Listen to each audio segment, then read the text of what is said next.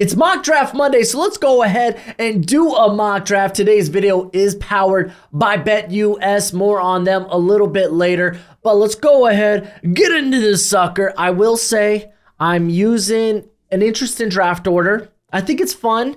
We're only 2 weeks into the year, so The Athletic went ahead and projected how these teams may end up at the end of the year. So I'm going to go ahead and use their draft order. If you're mad about it, go tell The Athletic. That ain't on me.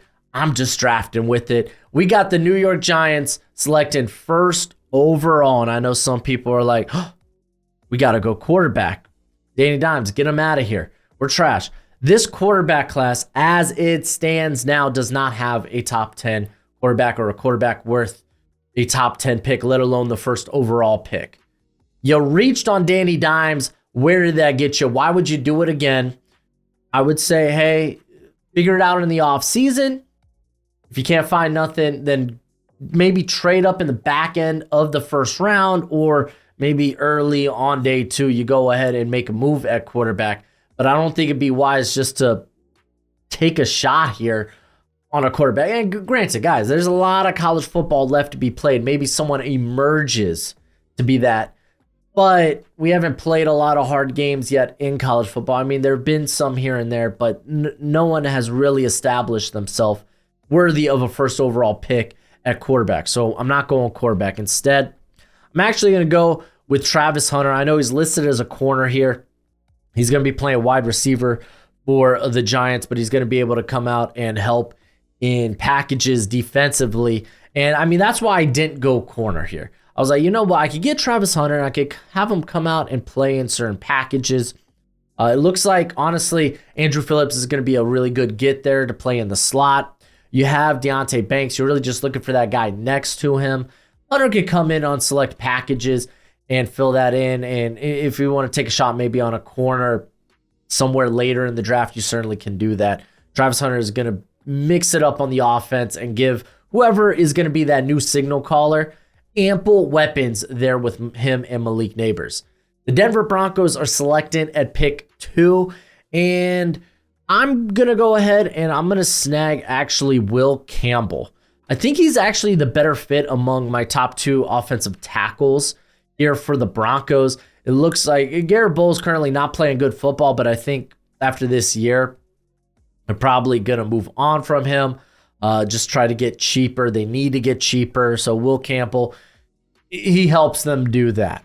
Before we get back to today's video, I got to remind y'all today's powered by BetUS. Go to BetUS, sign up, and use promo code YouTube150. That 150 is a 150% sign-in bonus on your first 3 deposits up to $2,000. It's a nutty deal. And we love the NFL draft here, which means we love college football. So I took an early look at some of the lines for college football. And one that I like in particular is USC -6. They're 6-point favorites heading to Ann Arbor. You got Michigan, who's going to be giving Alex Orji finally the start. And I feel like that number is going to get a little bit higher because USC, something they haven't done under Lincoln Riley, is play defense, and they're playing defense right now. So I like USC -6. And another one that actually caught my eye was Florida's only a 5.5-point favorite over Mississippi State. That Mississippi State team, they're in rebuild. They just got blown out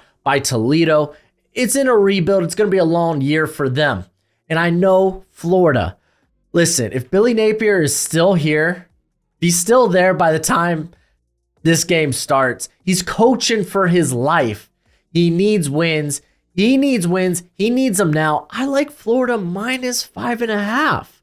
But you could go ahead and get in on the action at BetUS. And when you do sign up, please use promo code YouTube150 to take advantage of that insane 150% sign-in bonus. Again, on your first 3 deposits up to $2,000. But as always, bet responsibly and bet within your means. Carolina Panthers. I did this last week. I'm doing it again because he's available. I'm taking the best corner in the class, my top overall prospect in the class, in Will Johnson. Now, for why I took Travis Hunter ahead of Will Johnson is because I see him as a wide receiver. Travis Hunter, wide receivers get paid too much money. He's going to come in. He's going to mainly play wide receiver, and he's going to be able to help here and there on defense. With the Panthers, I get it. Bryce Young, he looks like Bust Young. It is what it is. Maybe he ends up playing better from here on out. Maybe he doesn't. Regardless, I'm not going to reach here for a quarterback. You just heard my tirade. There's not a top 10 pick at quarterback in this class as it stands. I'm not going to reach here. I'm not going to get desperate. I'm going to go ahead. I'm going to wait to find my guy. We're going Will Johnson. We're going to get J.C. Horn some corner help. Indianapolis Colts. This is here where I'm like, oh wow, this is an interesting draft order. But they are 0-2, and golly, their run defense was pee poo poo. I don't know if Gus Bradley sticks around. He is a fine DC, not my favorite in the NFL, but it's not like he's a terrible DC. But maybe you want to look for someone that offers a little bit more. Regardless, the run defense sucked. They're pretty expensive on the interior of that defensive line. Like, I don't want to lose to Forrest Buckner. Like, I don't think moving on from him is stupid. But having someone that could like get into that rotation with him and Grover Stewart, I think would be ideal. Mason Graham is currently my number 2 overall prospect. He would be that guy. We're getting some boys on the interior of that defensive line. Los Angeles Rams. Golly, currently they are in IR hell. Everyone's hurt. And I mean, you might as well say that the Rams reside in the hospital. They are in a hospital somewhere in LA because so many guys are hurt and banged up, and particularly on that offensive line. But you look at the left tackle position, and I don't know. They might be high on Alaric Jackson. I think he's fine, but he's going to be coming off suspension, so that's a big plus. You can see how he'll play the remainder of the season, and he is an upgrade of currently what's happening at left tackle. But let's shoot for something higher because you got to keep Matthew Stafford upright. I'm going to go with my top tackle. Again, it's close between him and Will Campbell, and I'm going to go with Kelvin Banks out of Texas. Had a great game against Michigan. Tennessee Titans. Ooh, there was a variety of different ways I could have gone here. Ultimately, I settled on, okay, well, let's maybe get Will Levis more weapons. DeAndre Hopkins is up there in years. Calvin Ridley looks like he's been solid, but like Tyler Boyd's fine-ish, but let's get someone else on that outside if you decide to not bring back D-Hop. So I'm going to go with Luther Burden. I think he's a good complement to somebody like Calvin Ridley, who Luther Burden is just this yak machine. You can get him involved in the quick passing game. So I like him there. You can make a good argument also for Tetero McMillan, and I'd be A-okay with it. Chicago Bears, they were a little bit tough. Like, this is a team that you're feeling good about about a lot that's going on the roster. And oh my gosh, I just got news that the Panthers are benching Bryce Young during this mock draft. That doesn't change my pick. That doesn't change my pick here for the Panthers. I mean, benching her for, like, I guess you're hoping to develop him. Maybe we'll see him later on the year, but yeah, that's not a good sign. But that doesn't also mean go out and take a quarterback. It doesn't. It just doesn't. It doesn't mean go and reach on a quarterback. You're going to have to solve it somewhere other than the first round. Maybe you move down, you trade down to a place that you feel more comfortable. Like, I'd be honest, like, if I can move down here at 7, I think I'd be more willing to take a quarterback. Oh, if you're going to take him at 7, why not take him at 3? It's too much pressure. Like, and again, I still feel like I would reach at 7, but I don't, like, you see here, Cleveland's next team on the clock. That would probably be, that could be a spot for a quarterback. That's why I say 7, because I don't trust what Cleveland can do. But from there, you could probably trade down to like 12, like, because we're gonna get to like 13 here, where where the Raiders will probably be another team that could go for a quarterback. But I'm sticking with that pick, just in case the comment section asks. I just got news of it. Chicago Bears, not a team with a lot of needs. Defense is freaking nice, super nice. Probably my biggest concern is the interior of that offensive line. And it just it hasn't looked that good. The running game has suffered. They can't do anything on the inside, but you're not taking interior here at 7. So, like, I'm just going to take a shot on one of the highest players on my board in Malachi Starks. Kevin Byard's played good football for them. He signed a 2-year deal. I don't know what it would be to cut him after this year. But, again, Malachi Starks, he's phenomenal. He might be like safety in the top 10. Yeah, I think he's well worth it. Yeah, he's in that, like, Kyle Hamilton we talked about as potentially like a top 10 prospect a few years ago. He ends up going, I think, at like 14, and he's been phenomenal since coming into the league. Malachi Starks is on that level. Pick 8, Cleveland Browns. So I said this could be a team that could take a quarterback with the Browns, but the thing is, you are so pot invested on Deshaun Watson. I don't think you would take a quarterback in what might not be a good quarterback class for the first round in the top 10. I think you would just go out and try to look for ways maybe you could fix Deshaun Watson, at least this year. Maybe you take a shot on a quarterback day 2, or you just wait another year. If Deshaun Watson is awful, then it's like, okay, let's try to get maybe a better quarterback and potentially a better quarterback class. So I'm not going quarterback. Instead, I think Amari Cooper could be gone after this year. Elijah Moore could be gone after this year. So maybe you want to replenish your receiving options. So Tetairoa McMillan being available here is kind of perfect. So I'm going to snag him there for the Cleveland Browns. Arizona Cardinals. I still firmly believe they need to grab some more edge help. I'd be like, oh, the pass rush was so good against Los Angeles Rams. Los Angeles Rams not only had backups playing, but they had backups to the backups playing. They were in a bad place in terms of their offensive line. I still think they should bring in some more explosiveness, and there is not another person more explosive in this draft than James Pierce. I'm going to snag him here. He's typically a player I currently like getting for the Cardinals, and I think this is probably about his range.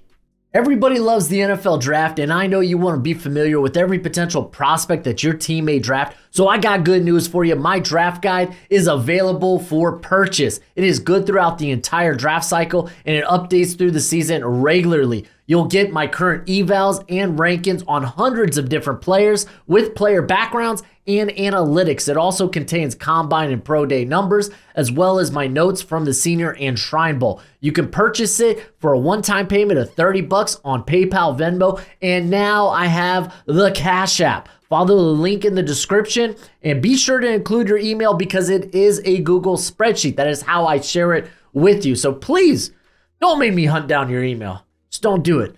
Anywho, it's a great purchase and it's a great way to support the channel. Washington Commanders here at pick 10. And like Benjamin Morrison sitting here, this is a team that's essentially in a rebuild. You already got your quarterback of the future. That's great. That's fine. That's dandy. If there's a receiver here that, like, if there was Travis Hunter or Tetairoa or Burden, I'd probably take one of them. But instead, I'm going to just help build this cornerback room that's kind of meh. So we're going to snag Benjamin Morrison, who I think is a really good fit for Dan Campbell's scheme. Jacksonville Jaguars. This team needs offensive line help. They need tackle help. Cam Ward, free agent. Walker Little, free agent. Even if they weren't, I'd be like, I'm still looking for a tackle. This might be a bit of a reach here at 11, but maybe by the end of the process, it's not. I'm going to go with Ariante Urshi out of Minnesota. He's got length. He's got great movement skills, good pop in his hands. I think he's someone that's going to really rise up boards the closer we get to the draft. He's played good football thus far this season. New England Patriots. Would have loved to take in that tackle, but fun fact, now all the top tackles are off the board. Who would have thought Jacksonville would have taken a guy that I was kind of hoping to get for the Patriots? Kind of is what it is. Maybe you get one day 2 or in free agency. Maybe Caden Wallace is him. Who knows? Who knows? At this point, though, there's not a tackle worth taking. I'm just throwing that out there. There's not a tackle worth taking. Instead, Jonathan Jones is a free agent. Let's just, this is a team that's playing a lot of man coverage. Let's just go ahead. Let's dip into the well and get a man coverage corner, a press corner. And that guy would be Denzel Burke. I think when they finally get to conference play, he's really going to shine. He looked pretty solid last season. I was shocked he didn't come out. Wants to be a part of that potential championship team there at Ohio State. So, yeah, Denzel Burke, he probably would have been a back end of the first, early second round pick last season. Here, he's going in the top 15. Las Vegas Raiders. So, if the Raiders are picking at 13, this is where I'm actually comfortable taking a shot on the quarterback. And this is where I'm taking a shot on the quarterback. The question is, who? I think for the Raiders, I'd rather take a high floor player. Someone who's going to bring some consistency at the quarterback position, which means we're talking about Carson Beck. We're talking about Shedeur. Carson Beck against Kentucky mightily struggled when that play action game wasn't working. When Kentucky was able to neutralize or at least slow down the run game. And we saw Carson Beck, fall into trouble when the team wasn't on schedule. I think I'm going to go the other way with Shedeur Sanders. Like Shedeur, really good processor. Doesn't have an elite arm. Him and Beck don't have elite arms, but they have arms that are fine for the NFL. They really are. I'm not saying they have noodle arms. They don't. Shedeur, really good touch pass. Really good with his touch passes. It's just, man, with him, it's like, how much do you like, how much does the attitude or at least what he puts off as his character rub off on you? Like, does it rub you the wrong way? For me, honestly, in Vegas, I feel like it's, I don't know about that in Vegas, but is what it is. I think it'll be whatever in the NFL. Okay, maybe he gives off more of a diva persona. I don't care as long as the gameplay on the field is quite good, and it has been for Shedeur. And this has been a team that's been retooling their offensive line, and Shedeur's shown he doesn't need the run game to work. There is no run game in Colorado, so that's perfect because there's been no run game for the Raiders this year. Atlanta Falcons, they'll be playing later tonight, but I think they still need edge help. I thought edge was something they needed to go out and get. They grabbed Matthew Judon. Do they extend him? We'll find out. But outside of that, they really have nothing going. I'm gonna take a swing on someone I think has been really jumping up boards in. Oh, there we go. Where he at? Jalen Walker. This year for me, it was like, okay, is he more off-ball linebacker than he is pass rusher, or is he more pass rusher than off-ball linebacker? The answer is he's more pass rusher than off-ball linebacker. He has been unstoppable. I think he has a win rate of like 27%. That's what you want to see from a first-round edge player. I love it. He does need to put a little bit more weight on. Is what it is. I'm going to take him. I need some pass rush for the Falcons. Baltimore Ravens. I told y'all, this draft order was kind of nuts. It's kind of nuts. But Baltimore Ravens, they're 0-2. Big problem with them currently is the offensive line, I would say. They're not getting, it's just not the offensive line of yesteryears. So maybe going out and grabbing someone that can help us out in the future would be key. Now, I do think he's going to end up being a guard prospect, but Emory Jones at the very least could maybe be that left tackle of the future. Potentially, we'll see. But at the very least, he is going to fill in that right guard spot. That's kind of been a problem area thus far for the Ravens. It's been right guard because I think it's Voorhees that's been at left guard.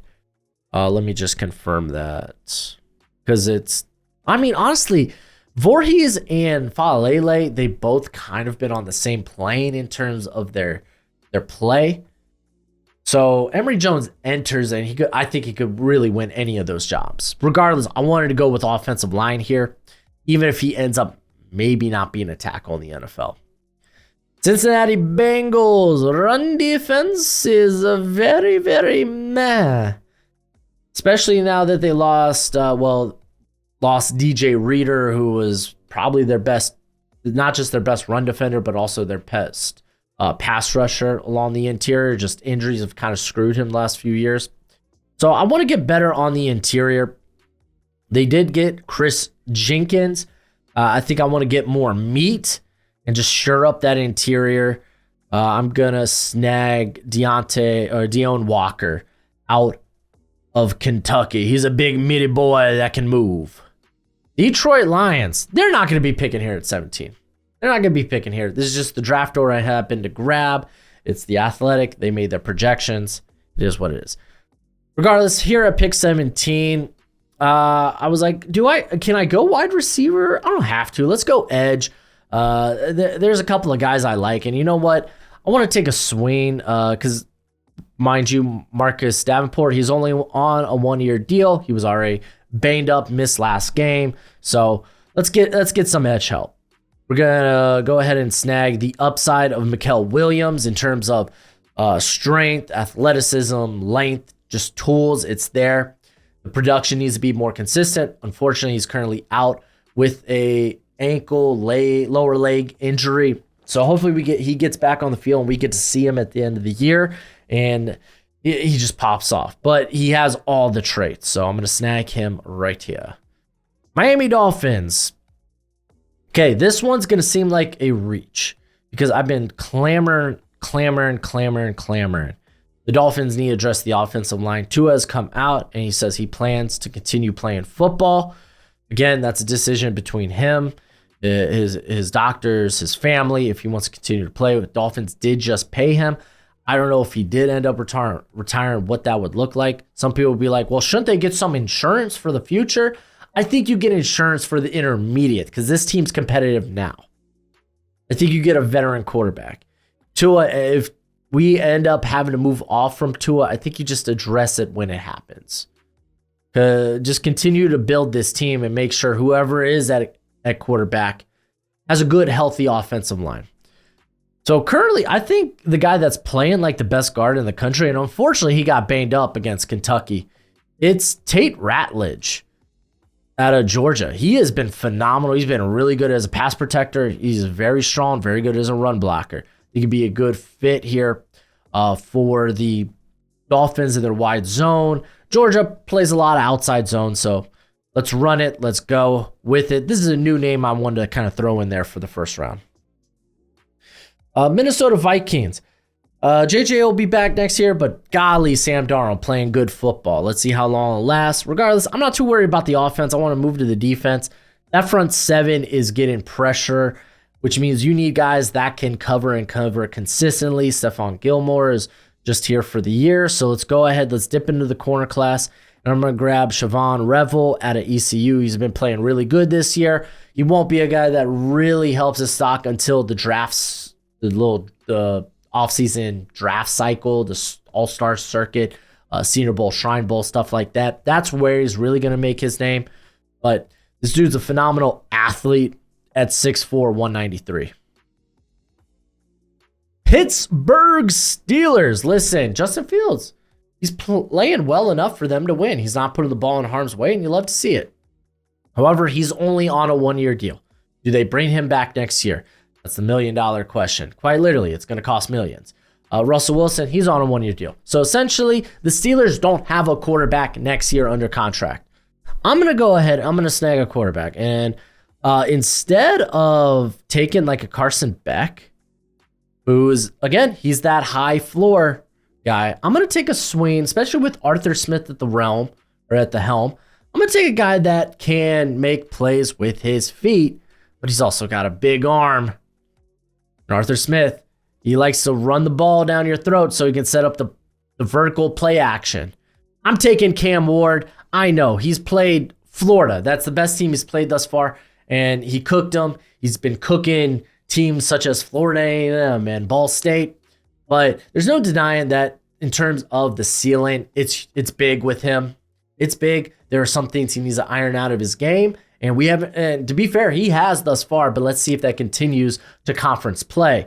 But let's go ahead. Let's project. I'm going Cam Ward again. I like taking quarterbacks in this class in this middle to back half of the first round area.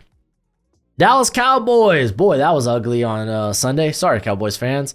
You got popped by the Saints. What the hell's going on? Regardless, they don't have a running back in tow. Ashton Genty, he is him. He is the best running back in the class. I love this dude. Let's go ahead. Let's get your running back of the future. Already behind a very good offensive line that, hey, guys like Tyler Guyton, which Guyton, he'll get better moving forward, but Cooper Beebe's been very solid at center. So, hey, let's take advantage of a good offensive line with the best running back in the class. New York Jets. Listen, what's the plan after Aaron Rodgers, sorry. Get my retired guys confused. Aaron Rodgers isn't retired. Not yet. He's playing well, though. Maybe he stays for a couple of years. But right now, let's look for a succession plan. And this is where I'm going to take the high floor of Carson Beck. There we go. All right, we got the Tampa Bay Buccaneers. You could go corner here. We've seen a lot of corners come off the board. So I think I'm just going to go with edge. I like Nick Skirton. He hasn't, granted, he just hasn't played as well as he did in the Texas A&M game. Or in the Notre Dame game. Florida actually did a solid job kind of neutralizing him. But I believe in the size to speed combination he has there at 280, 275. I think he's really developed as a technician. So taking him here in the mid to back of the first round, I think is a good get. Let's grab more edge help next there to Yaya. There we go. All right, Green Bay Packers. All right, so mainly why I didn't go corner for the Bucs is because I didn't really necessarily love the fit of the corner I'm about to take for the Packers. So I'm going to go corner here. I want to get a guy that can play that in-your-face press that I think would be a good fit for Halflay's system. And that guy is a bit of an alien, and he's played well enough this year. He's allowed some catches, but teams are really throwing away from him, and that's going to be Takario Davis. In terms of size and speed, length, he's a bit of a specimen in that regard. Seattle Seahawks. All right, I think Kalen DeBoer is going to get on the phone, call his boy Grubb, and be like, it looks like you might need some offensive line help. I got some boys. Here. You want to take them. So we're going to get Seattle some offensive line help. And I'm actually going to go with Tyler Booker. Maybe he ends up playing tackle. That'd be nuts. He did play left tackle in the South Florida game. But if anything, he's playing that left guard spot. I think Lincoln Tomlinson's on a one-year deal.